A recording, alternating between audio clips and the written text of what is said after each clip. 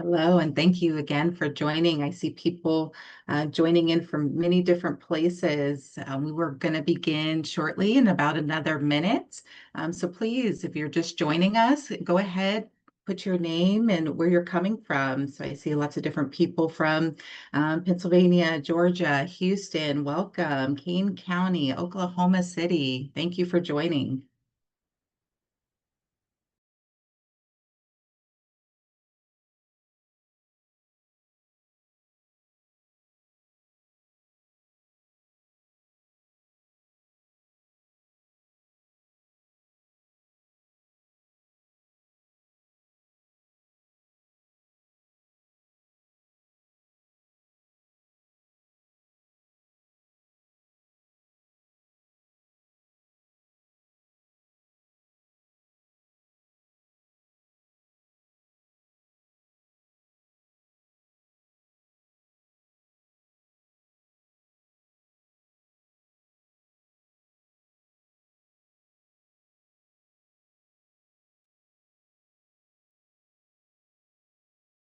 All right, everyone.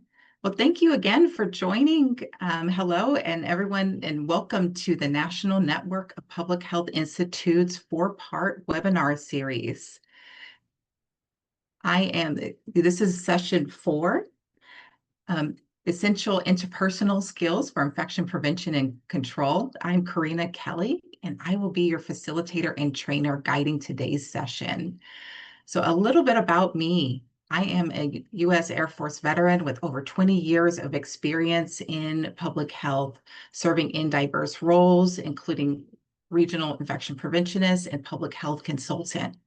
I've supported different health systems, departments in addressing health inequities, as well as improving health outcomes. Transitioning from the military was very challenging, and I struggled to redefine myself outside of the uniform, connecting with civilian workforce. And through that journey led me to finding Creed Consulting. So with the mission to empowering change makers, helping them recognize their strengths and leading to transformation. So starting with themselves. So we support organizations in breaking down barriers, identifying strengths, and fostering an adaptable, inclusive culture through professional development, coaching, teamwork, and partnership development. So with that being said, I am very excited to embark on this journey with you today. So let's go over a few features of the platform. So all of you, it seems that we are, in the chat and going ahead and introducing ourselves. So some of the features on this platform, the C-Event platform. So at the bottom of your screen, you may see and look similar to this. So throughout today's session, feel free to use those chat features to connect with one another, respond to some of those poll questions, and share any thoughts that may come up during this discussion. So if you have any questions for us, there's a Q&A tab that there, so we'll pull some questions from. We'll also do our best to answer any questions towards the end. So there's also a resource tab, and there will be a resource guide that you can download. And there's also editable, so you can type directly in it. We'll also be using Mentimeter. There'll be a Q&R code that you will be able to scan through your phone. If you leave your phone open, you'll actually be able to continue to utilize that over and over again. You won't have to continue to rescan anything. So when the session wraps up, you can return to the homepage, review any sessions that you may have missed. So let's go ahead and dive into this webinar series.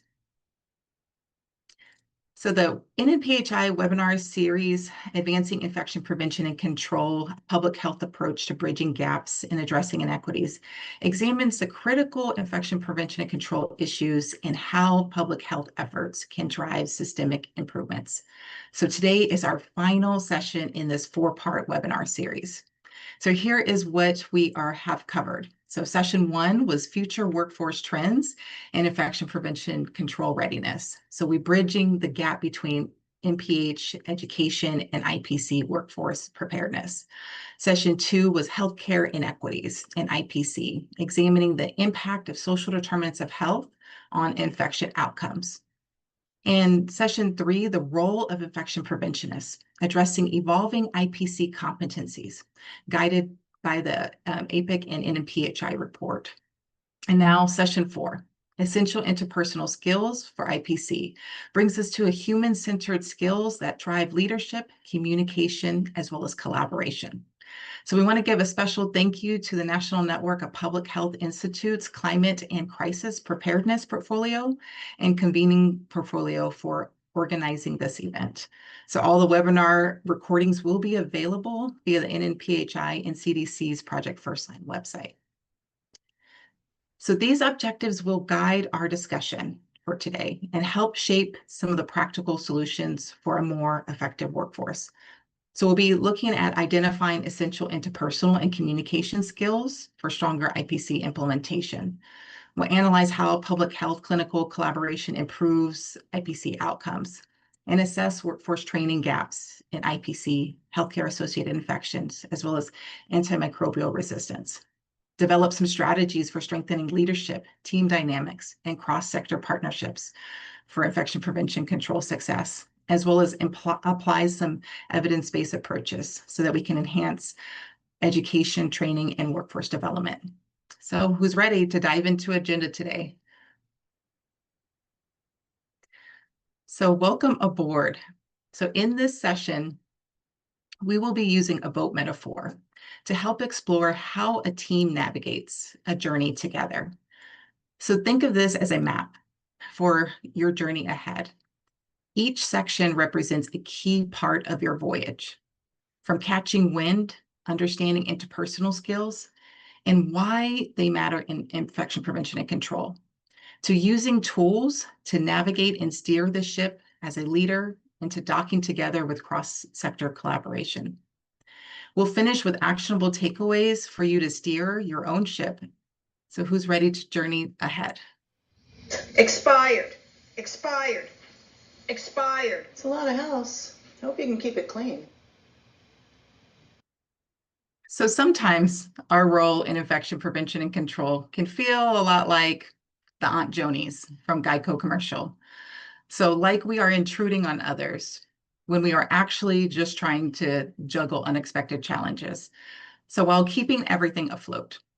So understanding our strengths helps us move forward as a united team.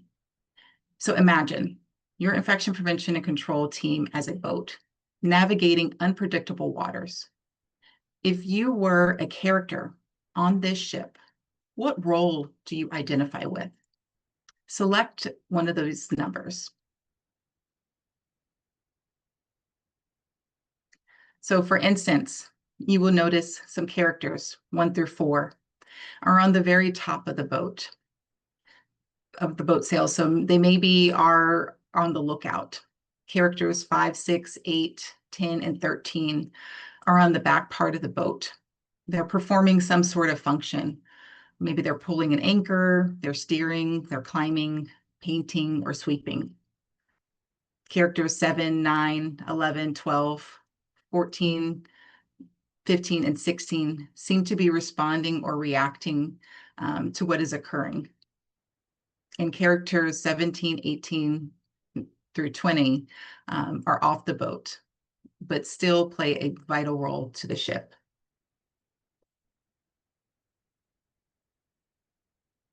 So I see the different numbers that are coming in.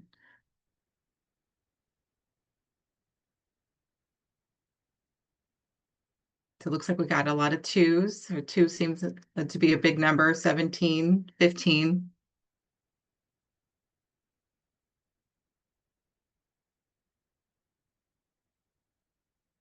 So if you would like, in this exercise, when I've done these in person, and definitely this exercise is included in your resource guide, and feel free to use this with groups in your own teams.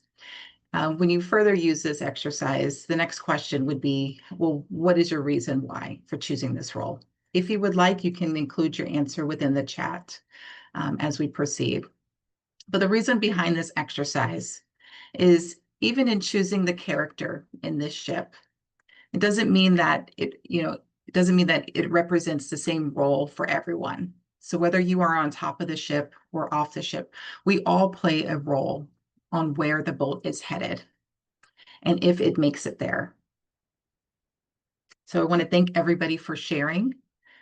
And again, if you feel inclined and you would like to share your reason why in the chat, please do.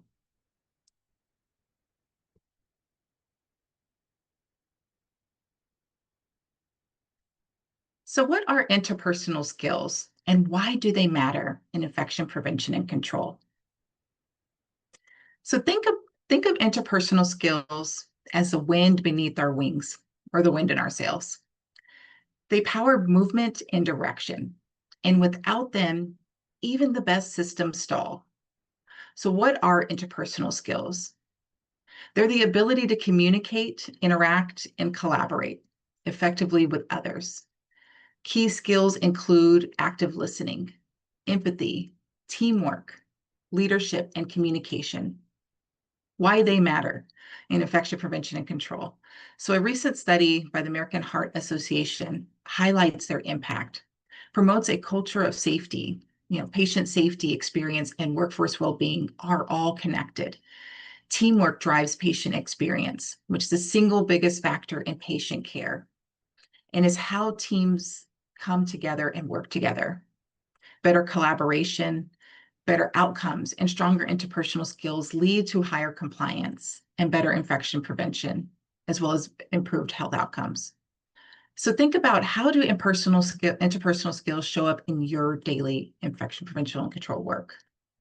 Without interpersonal skills, even the best trained crew may miscommunicate or even act out of sync, leading to errors or even rough waters.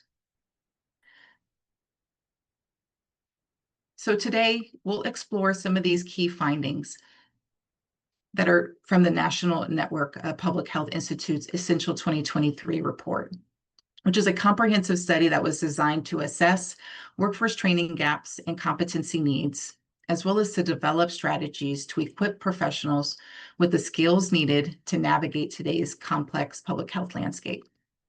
The report was developed with input from public health professionals, infection preventionists, healthcare workers with experience in infection prevention and control, as well as those that had experience in healthcare-associated infections and antimicrobial resistance. So throughout today's sessions, we'll reference this report and highlight some of these various key findings. So just like forecasting storms on the horizon, the Essential report identified some of these major workforce challenges that threatened IPC progress. So training gaps, they're like unprepared crew. So without standardized training, hands-on experience, or mentorships, teams lack the foundational needs for effective infection prevention. Leadership needs, so that's like unsteady navigation, lack of advocacy or funding shortages, and poor accountability lead to compliance failures. Communication strategies are like misaligned teamwork.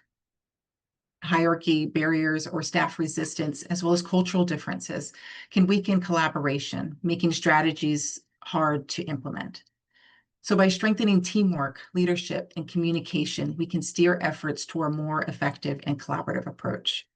So knowing how to forecast can help us prepare. So now I want to hear from you.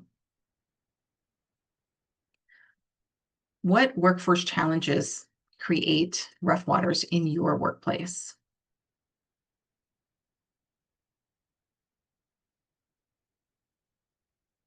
Some of you already added some, okay. So, funding, miscommunication, competing priorities.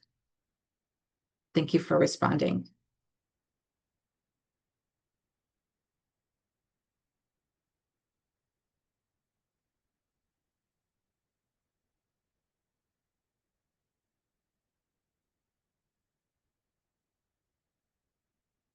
First person in the role, turnover, budget cuts.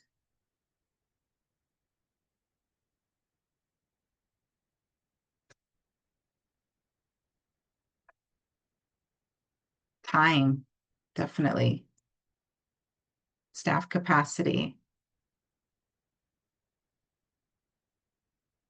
So it looks like a lot of the big ones are funding right in the middle, miscommunication, and competing priorities are some of the bigger ones that are impacting a lot of people.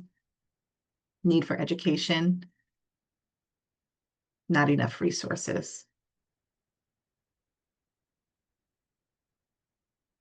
So thank you for sharing these challenges. So taking a step back to recognize some of these obstacles ahead allows us to navigate more effectively, which is navigating change, right? So steering the ship through change can be a little unsettling, kind of like seasickness. And so the Essentials Report highlights some key competencies that are needed for successful change management. Essential navigation tools like leadership, trust building, emotional intelligence, strategic thinking, effective communication. And without these, the ship faces resistance. Teams may struggle with uncertainty, misalignment, and lack of buy-in. So navigating change requires more than just that technical expertise. So it demands the right objectives, skills, and values to steer the ship forward. And these essential skills serve as our compass, the sails and that communication systems, guiding teams towards success. However, without a strong foundation in workforce development, even most skilled teams can struggle to stay on course. And so addressing some of these key challenges can be crucial to ensure the IPC workforce readiness.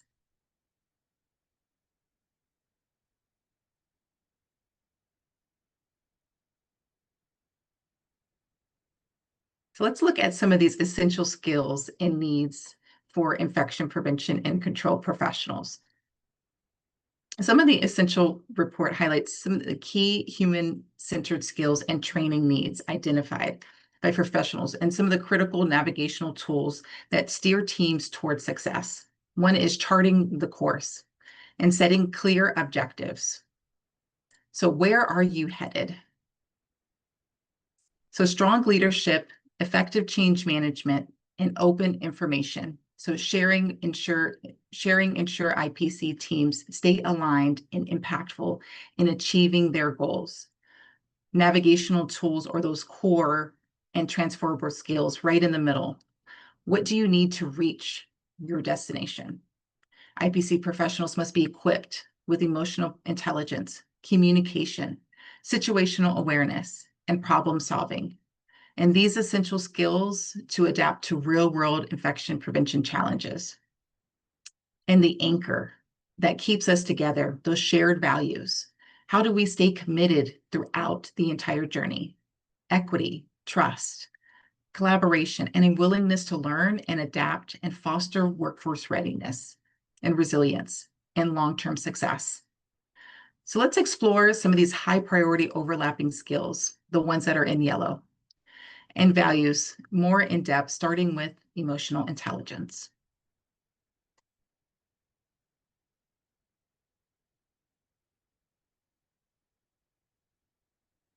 So how many of you have heard of emotional intelligence? I can see all of your hands raising up and some not. What does it truly mean? And how do you strengthen these skills?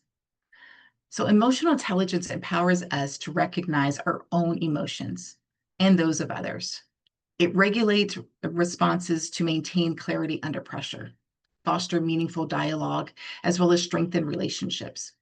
A simple and powerful approach is to pause, reflect, and then respond. Leaders who remain calm and actively listen build trust, guiding their teams through uncertainty as well as change. Emotionally intelligent individuals navigate stress effectively. They remain self-aware of their emotions and their triggers, and they demonstrate empathy and adaptability, reflecting on their own emotional intelligence. So how do you respond under pressure or even when someone challenges your decisions? So let's try an exercise together.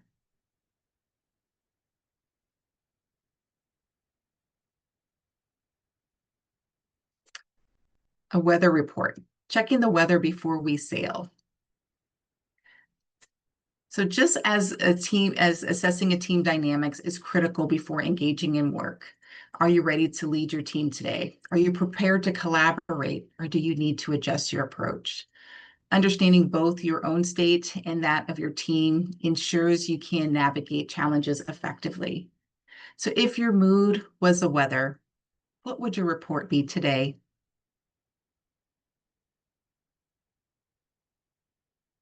Partly sunny,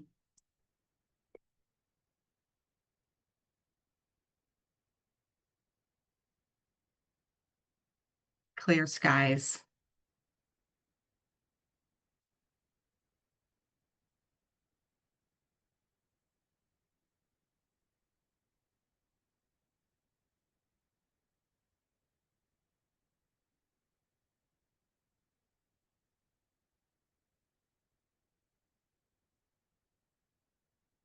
Raining, foggy, gloomy, drizzly.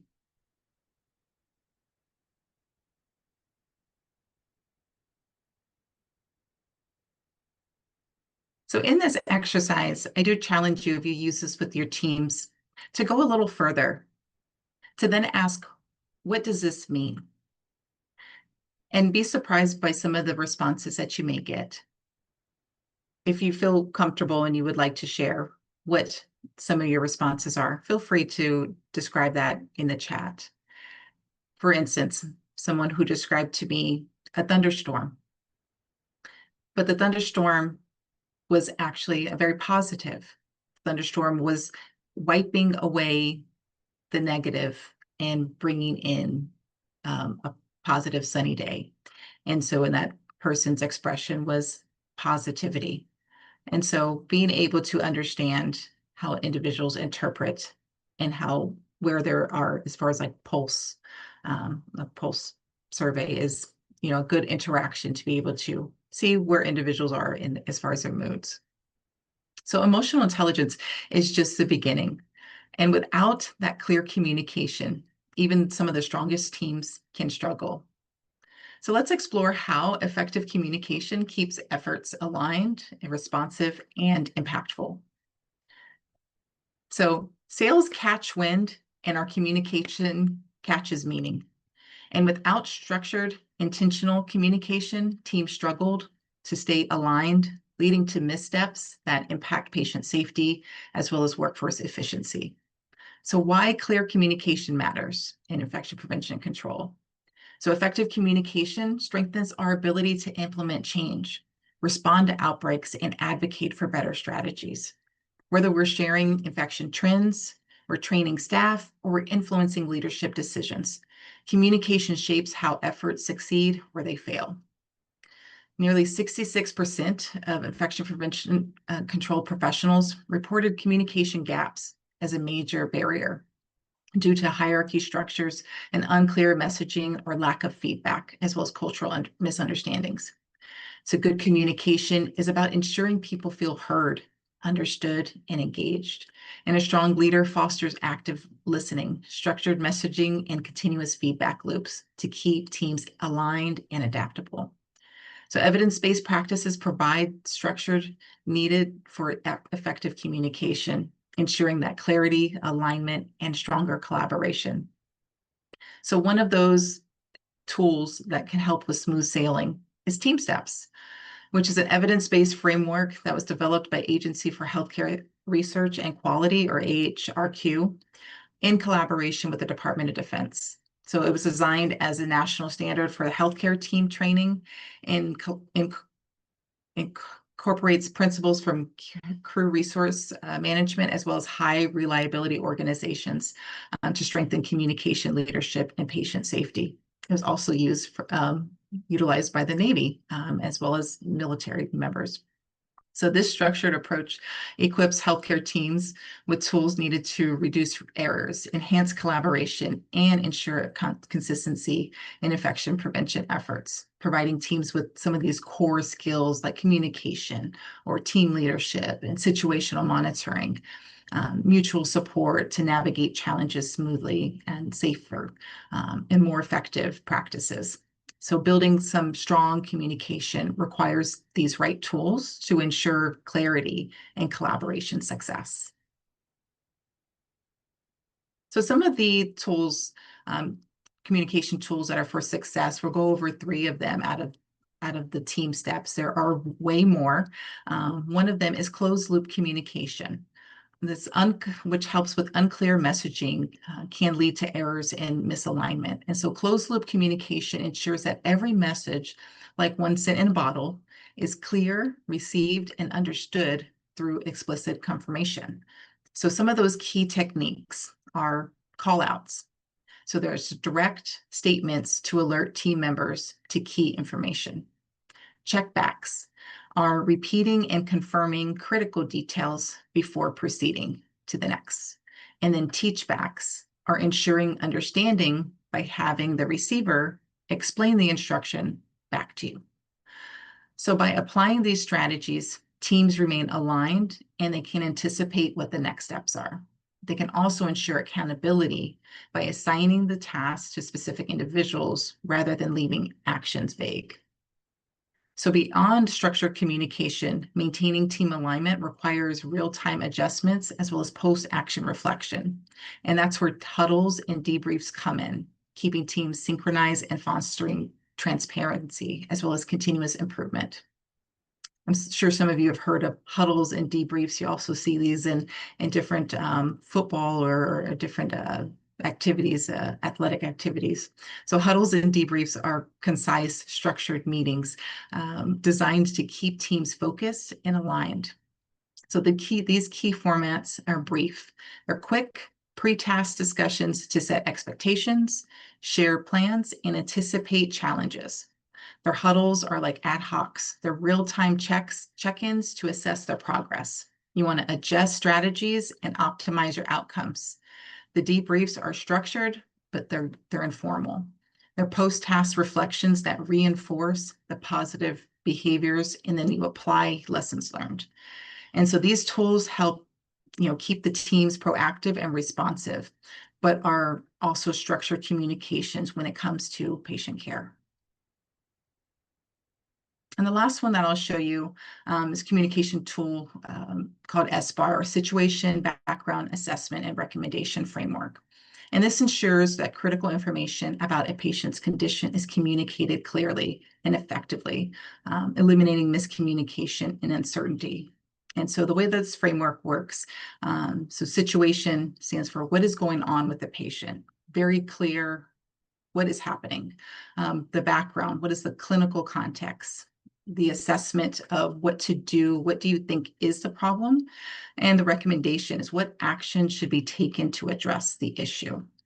And so this structured communication tool are highly effective, and having served in the military, we've used something very similar, and I'm well versed in applying some of these team steps and other types of situational reporting techniques. So however, these strong teams rely on more than just these communication tools. They also need leadership that fosters trust, accountability, and resilience to drive meaningful change.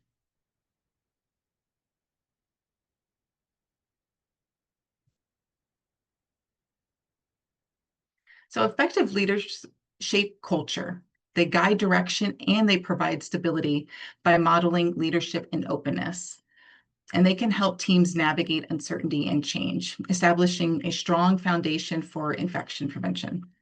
But while not everyone holds a formal leadership title, infection preventionists play a critical role driving success as builders and nurturers. So as a builder, you focus on creating systems, policies, surveillance tools that strengthen IPC efforts. As a nurturer, you foster trust, relationships, and collaboration to drive continuous improvement. But no ship survives rough seas without trust. And professionals that often lack direct authority to enforce accountability, relying instead on interpersonal skills to help influence others. Being consistent, being transparent, and setting a tone for safe, effective, and accountable culture. Ensuring that psychological safety, empowering team members to raise concerns openly while clearly expectations, and building confidence in leaders. So let's take a moment and reflect on your own teams and what you have seen throughout your careers, throughout your life. What makes a strong leader? So take some time to think about people that have led an effort. What traits stood out? What quality best defines strong leadership?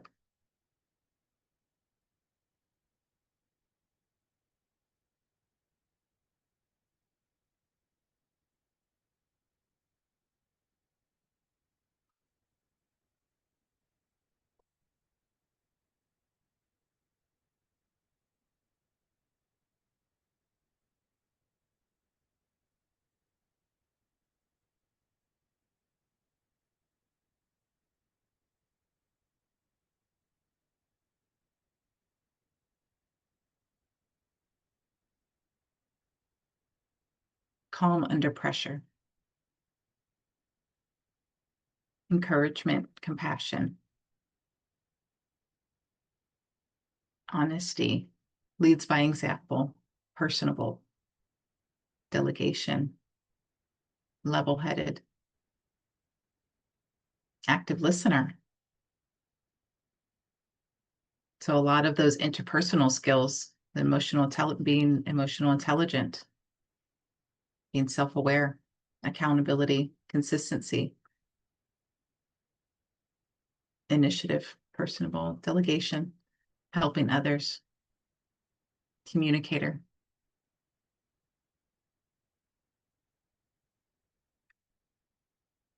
Great. Thank you for sharing.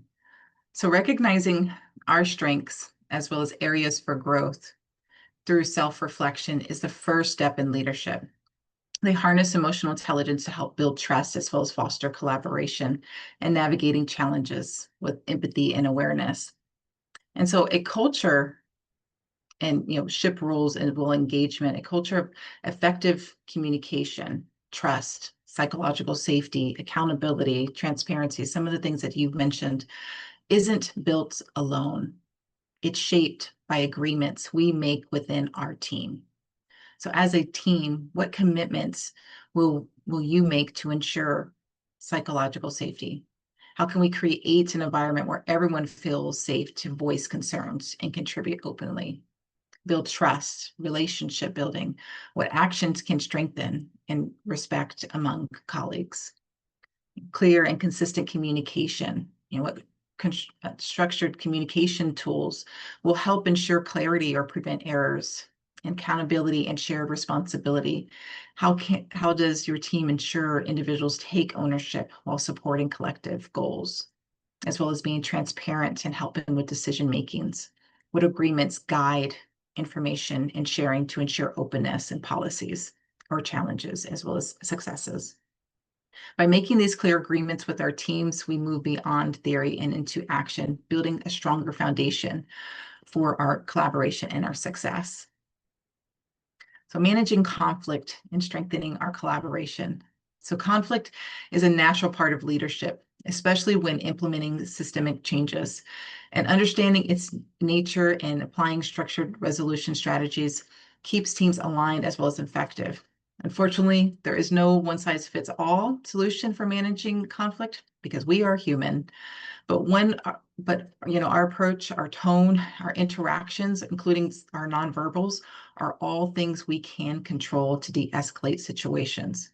First is recognizing the nature of conflict. Conflicts arise when individuals experience negative emotional reactions that perceive, disagreements or obstacles in their goals. In IPC, this often would happen when, new guidelines disrupt established routines. There are two different types of conflicts, one being task-related conflicts, so such as differing opinions that can escalate into relationship-based conflicts, such as miscommunications or blaming or competitions. Certain leadership styles influence conflicts resolution approaches, as well as your balance of assertiveness or cooperativeness. And so one, model that what you're seeing here is a Thomas Kilmann conflict mode instrument. And so it kind of outlines 5 different strategies based on these dynamics. One is a competing. And so it's a level of assertiveness, decision action in urgent situations. Collaborating, it works more in mutual benefit. So ideally for systemic changes. Compromising obviously is meeting somewhere in the middle, finding that common ground, avoiding use for low priority issues, allowing for bigger problems, to fester a little bit longer, accommodating, prioritizing relationships over rigid solutions. And so it's a balance of assertiveness, cooperativeness, and somewhere meeting in the middle, depending on the situation and the type of conflict, as well as the leadership style and approach to the situation. Obviously, a balance in between. So by recognizing the nature of the conflict, as well as applying these structured resolution strategies, leaders can foster trust. They can improve communication, as well as strengthening interdisciplinary collaboration, leading hopefully to better outcomes. So let's take a deeper look at public health and clinical collaboration.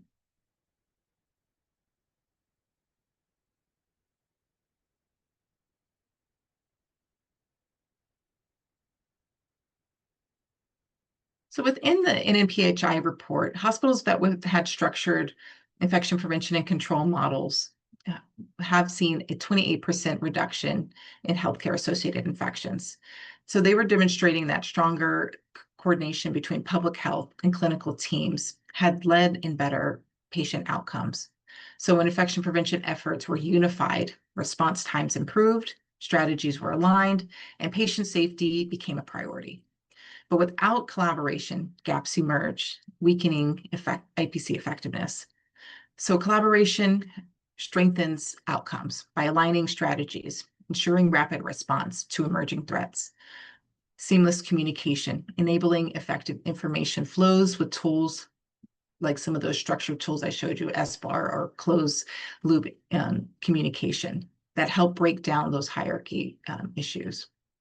Proactive risk management, allowing swift outbreak containment when you combine integration of surveillance systems or clinical expertise, as well as sustainable change when leaders foster cross-sector teamwork and embed IPC into policy training, as well as daily workflows. So now that we've explored how collaboration and coordination enhances IPC outcomes, let's look at an example of interdisciplinary collaboration and identify some opportunities to apply these strategies for some impact. So as you watch this video, take note of how some of the essential core skills and values come to life: emotional intelligence, communication, leadership, conflict resolution. So let's take a look. Whitney was a sophomore in college, an excellent student with dreams and goals. She came to be in post-op after having an appendectomy. Yeah. But this IV line still really hurts. Well, like I said, I can try moving it to the other arm. Yeah, whatever you could do. Is that a rash? I told them when they took my history. Okay. Sorry to be such a bother. I'll be back in just a minute. Okay. The probable source of the infection was down the hall. Tom wasn't even supposed to still be there, but he contracted a MRSA infection at his surgical site. His daughter, Kelly, unfortunately didn't understand that even though she was just a visitor, she was also a part of the healthcare team. Hey, my dad could use an extra pillow for his back. Okay, I'll bring you one in just a second. Dina, she wasn't going the extra mile to ensure the safety of patients. If you could get to us soon. I just need another minute or two, and then I will bring you a pillow, yes. Okay, thanks. She recognized Kelly wasn't using the gloves correctly. Whitney's IV still hurts. I'm going to try moving it to the other arm. Can you cover Mr. Daniels for a few minutes? Yeah, I wasn't going to finish this anyway. Nathan, he was the director of the post-op unit. He'd come back from a conference on patient safety and infection control, but he never instituted a sustained effort. So an otherwise responsible new nurse just out of school never got the message. She was using gloves so she didn't also feel the need to wash her hands. The infection preventionist working with post-op was Janice. Janice couldn't successfully implement a team approach to infection prevention. Hey, can I talk to you for a minute? Why? What's wrong? She was always considered an outsider, and so everyone's awareness of healthcare-associated infections suffered as a result. Is it cold in here? I don't think so, but I can get you another blanket. The nurse made a note in a chart, but didn't alert anyone until after shift change. Temperature is 101, blood pressure 145/97, nothing moving in her GI tract. Thanks.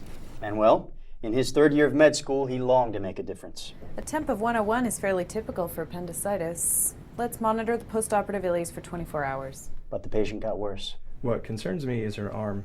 Look. Manuel had been watching the case all day. He suspected the patient's condition was getting much worse. I saw that. Monitor for peritonitis. I'm on call this weekend. Alert me if she doesn't respond. But Manuel's rotation in post-op was almost over and he didn't want to stick his neck out. Manuel accepted the attending's course of action without objection. It was a chain of events that should not have happened.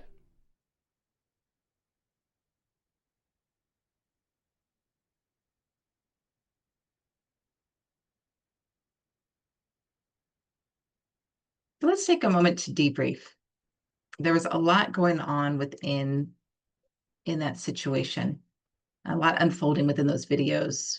Multiple different players, nurse, IP professionals, and different staff members, all looking after the patient. So we'll go to our first question. Based on your reflection and what you saw and what you've learned so far about communication, and kind of seeing some of the communication breakdowns, what was the biggest breakdown in communication that you saw?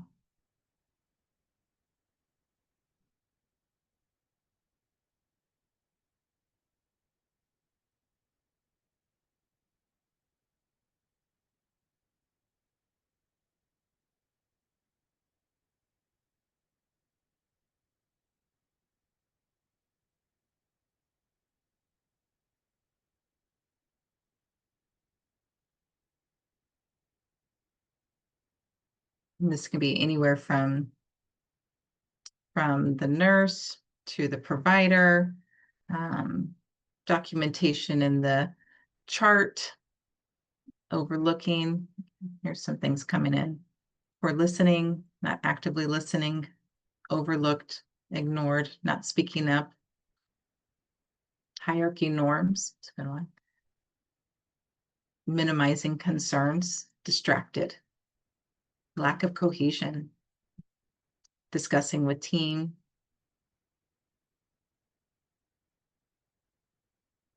ignored seems to be a big one, not speaking up, practicing proper, documenting rash. Okay. Right. So everybody notice something, to observe something different as far as breakdown. The video did a great job of kind of highlighting what was going on as we were watching. So kind of going to some more ownership, right? Distracted, bias. So going into our next question is, what structured communication tool we discussed would have been or would have made an impact? Closed loop communication. Obviously, these are only 3 that we talked about, and there could have been more. And if there are another one that you know of that I didn't mention here, please go ahead and type that in the chat, and we can look this up and learn something new. So closed loop communication, huddle or debrief, or the SBAR, which was a situation-based assessment.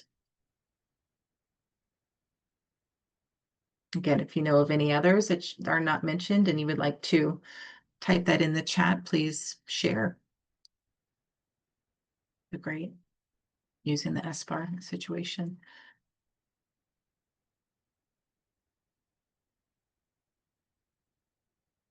All right.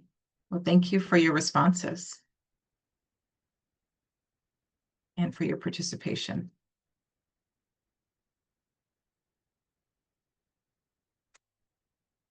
So always create space to contribute, and thank you for responding to those responses and participating in that exercise.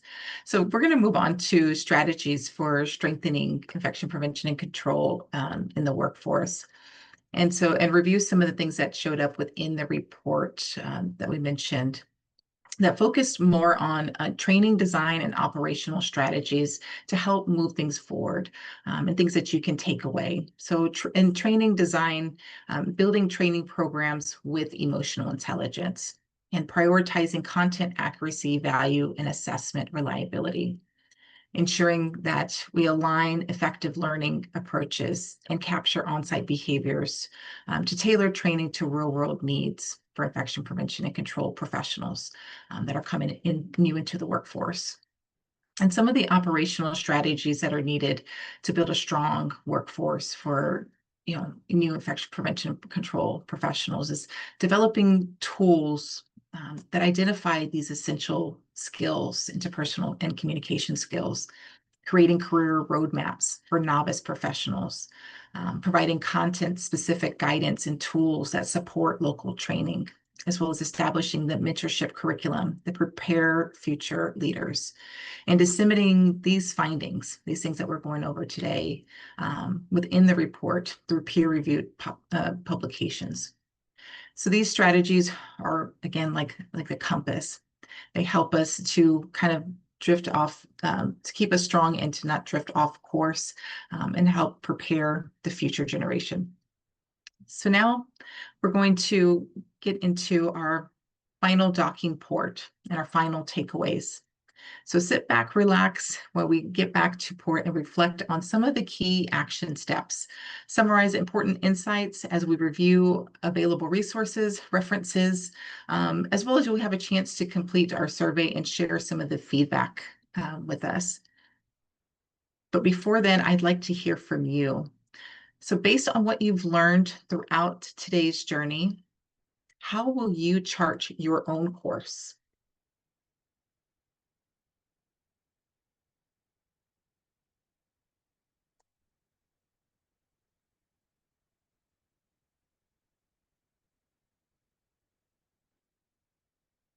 What actions will you take based on today's discussion?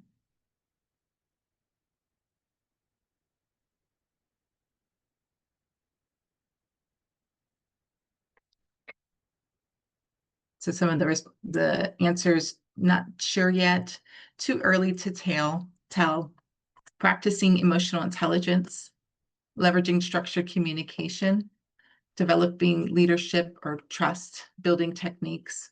And if you have anything else you'd like to add, please type that into the chat.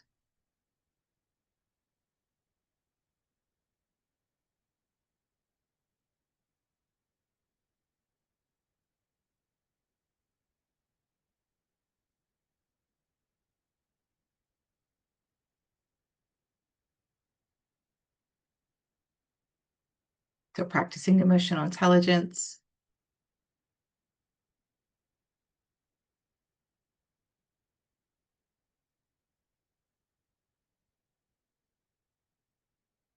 or leveraging structured communication tools, followed by leadership and trust, and utilizing conflict resolution strategies. All right. Well, thank you for your participation as well as your insights that will help us shape how we move forward and continue this journey. So before we wrap up things, we want to give you a chance to provide feedback as well as share insights that will help improve future sessions. So we'd like to see if there are any questions for today, as well as please take a picture of the QR code and provide any feedback. I'll check the chat.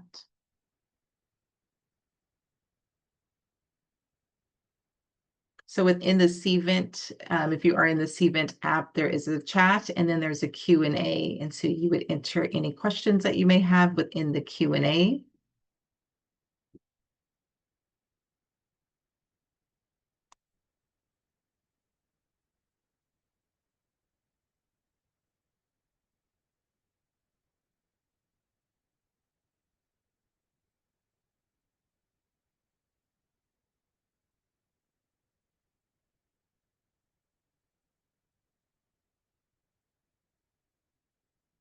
I don't see anything showing up.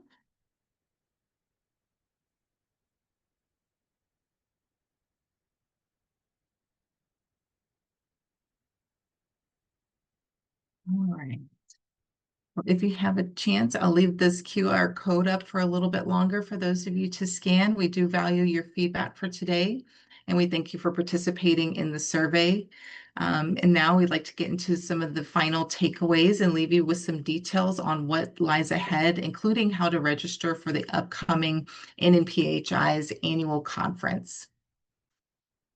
So some of the final takeaways that to help you sail forward on what we've covered, and we've covered a lot of different things today. And so as you continue on your journey, here are some key takeaways to keep you sailing and your ship sailing forward. So one, infection prevention and control is more than just about surveillance and implementation. It relies on interpersonal skills and leadership that foster trust as well as collaboration, helping you to navigate even the toughest waters. Checking in with your emotions as well as building self-awareness and using that weather report can enhance your ability to steer through challenges. And structured communication tools like the ones we went over today through team steps help strengthen collaboration and ensure smoother sailing for your team. So you can access all of these resources we explored today via the downloadable resource guide that is available on CVent. So here is a comprehensive list of today's resources from the NNPHI report, the essential skills and training needs, which I referenced throughout today's sessions, the IPC training programs available through Project First Line. Some of the things when I talked about the IPC as a nurturer and as a builder, the University of Washington, Team Steps Pocket Guide, as talking about the different structured communication tools. The pirate ship exercise, I did see people mention that within the chat, so I do want to reference that resource, which is also available on the resource guide, a few as well as a few others that are on there, some grounding exercises more along the lines of emotional intelligence. Again, that resource guide is available and downloadable through CVent. So before we let you go, we want to remind you about the 2025 NNPHI Annual Conference that is just around the corner. So if you haven't registered yet, now is the time. The 2025 NNPHI Annual Conference is taking place on June 10th through 12th in Minneapolis. The conference features engaging discussions and presentations on programs in rural health, as well as cross-sector partnerships, climate and crisis preparedness, community engagement, health and racial equity, and innovations in workforce development and training. So be sure to check out the IPC pre-conference, which is a workshop that's happening on June 9th between 1 and 5 p.m. CST. So it's a unique opportunity to deepen your understanding and gain some more practical insights in person. And here is a list of references for today's sessions. And again, I want to thank everyone for your attendance as well as your participation. Jaime just mentioned and listed the links today within the chat for CVent, as well as the registration for the NNPHI annual conference.